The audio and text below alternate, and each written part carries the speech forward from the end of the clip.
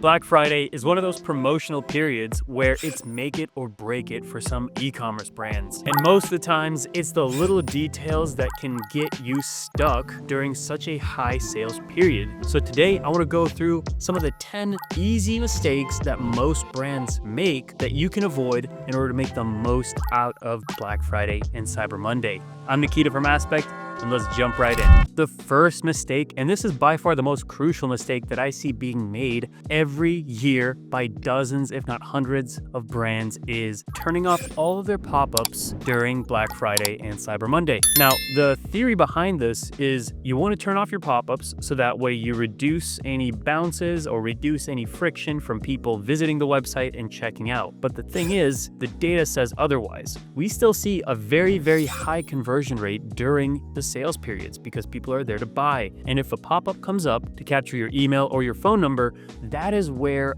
we want to capture that data because we're having so much traffic visit the website. If anything, this is one of the highest traffic periods during the year. We want to capitalize on that as much as possible. And we do that by collecting phone numbers and emails, because when we get those phone numbers and emails, we can then utilize them during Christmas or the holiday period, as well as roll into Q1 with a head start with a bigger list. So you want to keep your pop-ups live during Black Friday in order to get the most signups on your list. Now, the next point is once people do subscribe to your list, you want to make sure that you have your double opt-in turned off.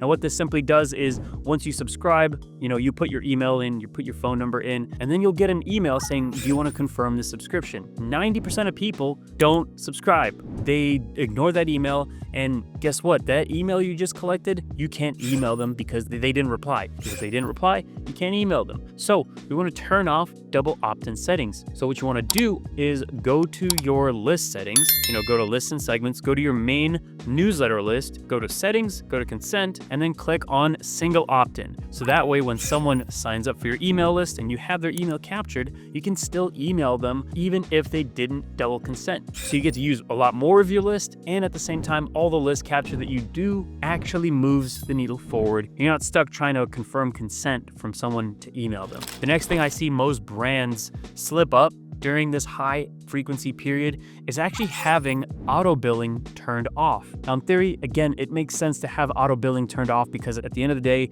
you don't want your bill to go up every month. But during a high frequency period like this, where you're going to be sending hundreds, if not hundreds of thousands of emails, you want to make sure that you're not throttled by your billing cycle. If you go above your sending limit within your account, you'll have your bill increase temporarily while you're sending out so many emails and trying to capture as many sales as possible, so that way you can then dial it back. We've seen time and time again brands that have auto billing turned off, and when their main Black Friday send is about to go out, it gets throttled or paused because their scope is a lot lower. So they didn't have auto billing turned on, and all of their emails that were supposed to go out didn't go out because of a billing issue. Now, to avoid this, you're going to go to Klaviyo, you're going to go to settings, you're going to go to billing, and then you go to preferences. And then here you have email upgrade. So in this case, you want to click on flexible overages, so that way you can include an extra 5,000 email sends. But most of the time, most brands that we work with, they send out about 50 to 100,000 emails per campaign. Here, we want to do automatically upgrade. So it'll automatically upgrade at a 10,000 monthly send interval until you get the final bill. And then in December, you can lower it, or in January, you can lower it. So that way you can automatically downgrade your plan as it goes. And even then, you can have automatic downgrades. So you will not be able to automatically downgrade profiles with this option, but eventually you will be able to automatically downgrade once you go back to none after the busy sending season. The next thing is having your synced data properly. So when you're on Klaviyo and you see this, where it's like recent data, most recent events were 2 months ago, you want to go ahead and click on re-import this data, because if your data is inaccurate between Shopify and Klaviyo, you're going to have a lot of missed messaging go out, whether it's for your abandoned cart or abandoned checkout or post-purchase. So you want to make sure those events are firing correctly. Otherwise, all of your emails are just not going to go out properly, or they may be missent, or maybe they send too late, that sort of thing. So we want to avoid that. that and make sure that we have all the proper data being imported recently. So click on re-import, click on update settings, and you should be good to go going forward. Now, the next thing is utilizing resends. Now, resends are a very popular way to send emails out to people that didn't open your previous campaign. Now, you want to make sure that you're utilizing the proper resend segments. And I've built this out, and this has been a charm to use on future resends. So how we do it is during Black Friday in the morning, we'll send out an email to everybody saying like, hey, Black Friday is live. Here's our sales, here's our promo. And then in the afternoon and the evening, we resend emails to anyone that hasn't opened or hasn't bought. So we utilize this segment to exclude people that have already received an email and have already opened an email at least once in the last 1 to 4 hours. So here is the segment definition. We want to go ahead and include that someone opened an email at least once in the last 4 hours, with Apple Privacy Open being false, or they opened an email at least in the last hour, or clicked an email in the last hour. This makes sure that everyone that has gotten an email in the last 32 hours has opened or clicked an email in the last 1 to 4 hours. Because if they did, we want to exclude those people and exclude this segment, so that way when we do resend to people that haven't opened, they're truly the people that haven't opened and are more likely to open that email, because we're just following up and bumping up that email. Now, the next couple things I just wanted to lay out in a presentation because it's a lot easier to cover. Subject lines are very important. They are make it or break it for your email itself. If no one's going to open the email, what was the point of designing it in the first place? You want to avoid big capitalized text with exclamation points. That is one way ticket to spam bill. You want to avoid capitalizing a lot of letters and using a lot of exclamation points, because that is one way for Google, Yahoo, Apple Mail to see that it's a spam email. So instead, you want to keep your subject lines very short, 35 to 45 characters max, because in mobile inboxes, your subject line does get cut shorter. You also want to use curiosity-driven or specificity-driven subject lines, and you want to lead with benefit or a unique angle, and you also want to use first name personalization or day of the week personalization.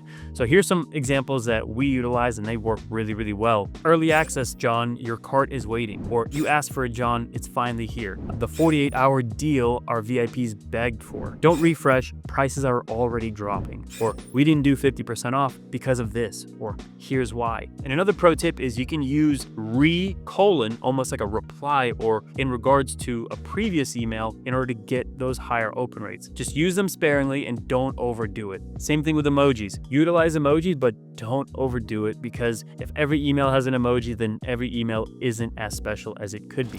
Now, the next thing is the design side. By the time you're watching this, you may have already gotten your designs created and set up. Going forward, I would highly, highly recommend keeping everything important above the fold. The fold is essentially the first thing that you see when you open up an email, a website, a landing page, whatever it is. So you want to have all that important information in the most first and foremost section. That means all of your headlines, all of your call to action, all of your discounts and offers and coupon codes. And then lastly, which is one of my next points, is using a countdown timer to create urgency. All of this information is critical to making sure that the consumer, once they open the email, they quickly understand what's going on, what product is being promoted, what the offer is, and why they need to act on it fast. All of this information is what causes the conversion to happen at such a rapid pace. And then on top of that, a lot of emails that we see are designed for desktop, which makes sense. A lot of the emails are designed on desktop. We see a lot of problems with mobile issues where they maybe have too small of a text or too small of a call to action. So you want to make sure that all of your designs are mobile ready first, because that's where most of your opens and purchases are actually going to happen from. Now, let me show you some examples of what effective above the fold sections look like. So we have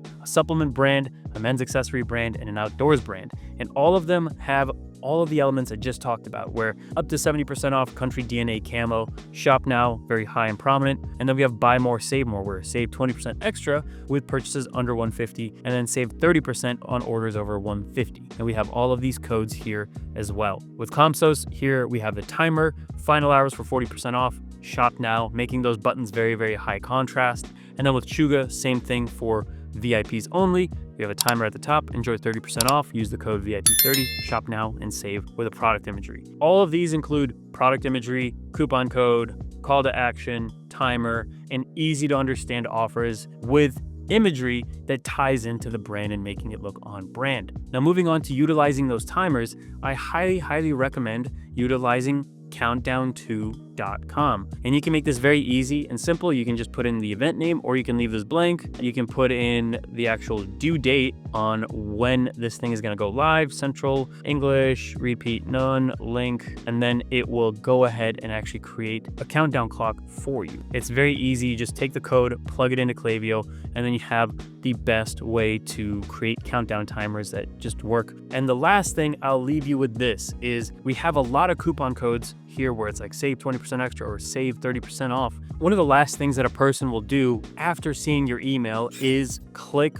on a call to action. Now, where a lot of brands drop the ball is when they do the handoff from an email to the website is they don't include the coupon code within the actual email URL. So once you click that call to action, you add your items to the cart, you're going to checkout, and then when you're at checkout, you have to go back to the email to find the coupon code. Now, all of that introduces so much friction. So what we do is we include our coupon code embedded within the URL on every single email. I do this with a simple tool, which I'll include down in the description. You can download it for free, where all you have to do is just put in the coupon code, put in the URL, and you'll get a final URL that you can utilize in all of your emails. I highly recommend download it. Just click on File, make a copy, and then you can create your own editable version. And are you an e-commerce brand that wants to make a lot more money from your email list? Go ahead and click the link down below and schedule your free audit, and I'll show you exactly where you can make the most amount of revenue from your emails. Well, that's pretty much it. If you enjoyed the video and learned something new, hit the like button. If you want to see more videos like this on a weekly basis, hit subscribe down below. And I recently made a video right here, so go ahead and check that out afterwards. It's Nikita, and I'll see you in the next one.